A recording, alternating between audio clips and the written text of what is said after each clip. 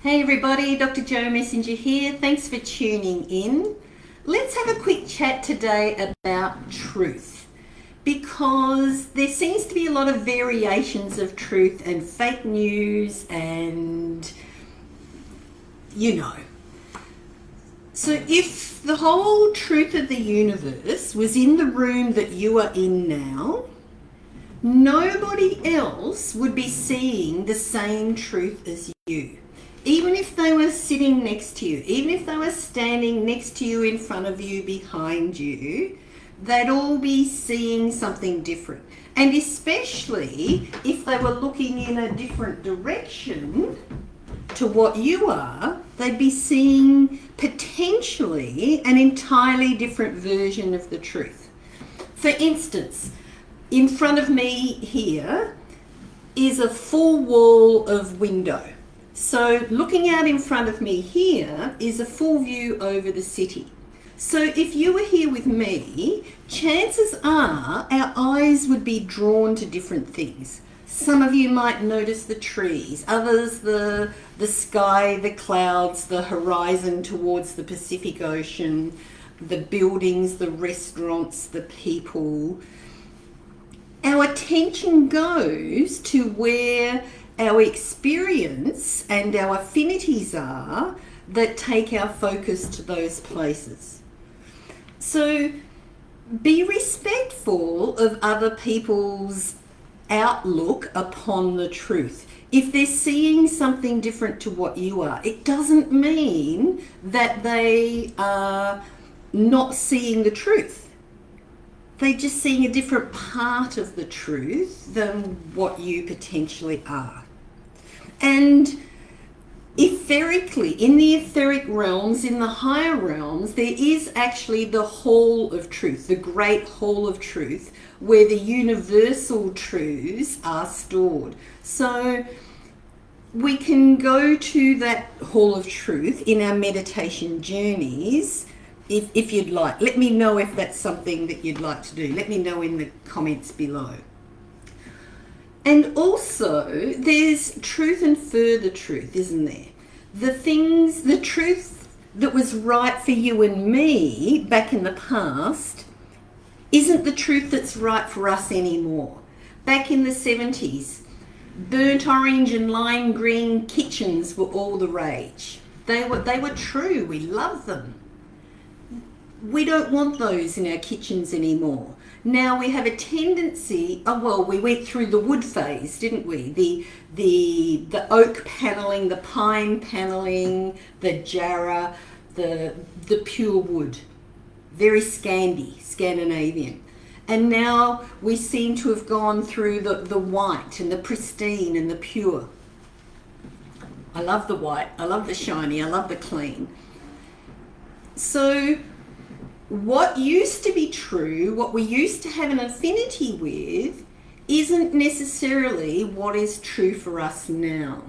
So it's important, and even in relationships, how we used to be okay in a relationship is not necessarily how we're okay now.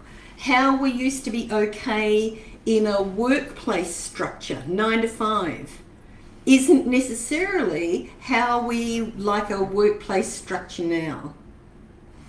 Some of us love to work from home. Some of us love to pick up our laptop and travel around and work from different places. Some people like to work on weekends. Truth and further truth. It changes, and it's really important to not hang on to rigid structures of how things have always been or what you were indoctrinated with to be true, and to be more discerning about what is true for you now, and be aware that that is likely to change as well as you grow in your perspective, your understanding, your experiences, and your wisdom. So even with the things that I say in my videos, and I have a wide experience of truth, I have a wide education of healing, of of herbs, of nutrition, of the nerve system and neuroanatomy, of epigenetics, of aromatherapy, of yoga, of meditation, of sacred geometry, did I say that already? Of Chiron healing, of Pleiadian light work, etc., etc., etc. So different parts of the things that I've been taught have been very useful for me at different stages of my life and at different audiences for what I have. Different patients that came to see me with varying issues. So where is it for you? Well, what used to be your truth? Is it still your truth now? What would you prefer to edit your truth to be? And is there a direction that you can see that you would like it to be going in? Because for many of us, it's choice time. The world is changing and we need to change as well, because if we don't, we'll just get more of the same. And you need to understand, well, it's helpful to understand that when you make a decision, that changes a lot of the timelines that are available to you.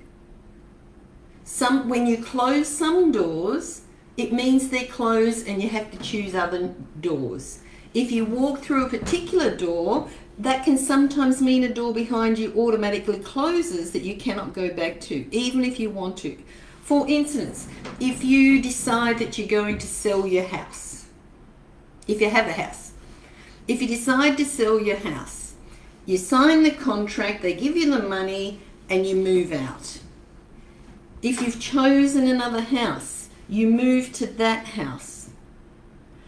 If you move to that new house and you don't like it as much as the one that you sold, it's too bad. You can't just go and say, okay, well, I'm going to go and live back in that house anymore. It's not yours anymore. You can't do it. It's called trespassing. So be mindful of what you choose and run your truths, run the words, run the feelings through your feeling center, through the solar plexus area of your body, because this is your truth detector. Whenever anyone says something, if it makes this area of your body tighten, it's a no. If it makes this area of your body relax and become more comfortable and expansive, it's a yes. Go by how you feel. Go by how your body communicates with you. And if I or someone else is explaining something that you might not understand at this point in time, don't necessarily dismiss it completely. I mean, if it's flat earth off the rails, then yes, just dismiss it. If it's something that you don't quite understand, ask more questions. And rather than necessarily kick it out completely, put it on the back burner because you might understand more about it in the future.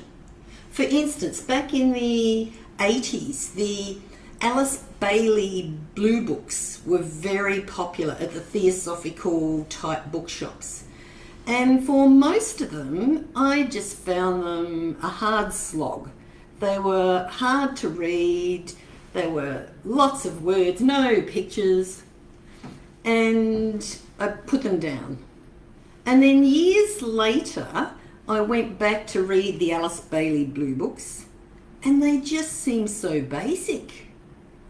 It was like, okay, the books hadn't changed, I had changed. My background of experience had changed, my attitude to reading the books had potentially changed, but the book hadn't changed. It was me and my perspective on it.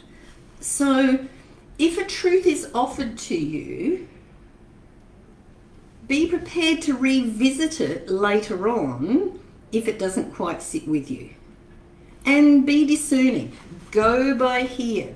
If this part of your body shrinks and tightens, it's a no. Don't be entertaining it to look at it later. It's just a hard no. It's an absolutely not. If this area of your body feels better, if it gets comfortable, if it expands, if it helps you to relax and to open up and allow yourself to receive, it's a yes. Let me know if you'd like to do meditations like visiting the Great Hall of Truth in the comments, and I'll see you next time.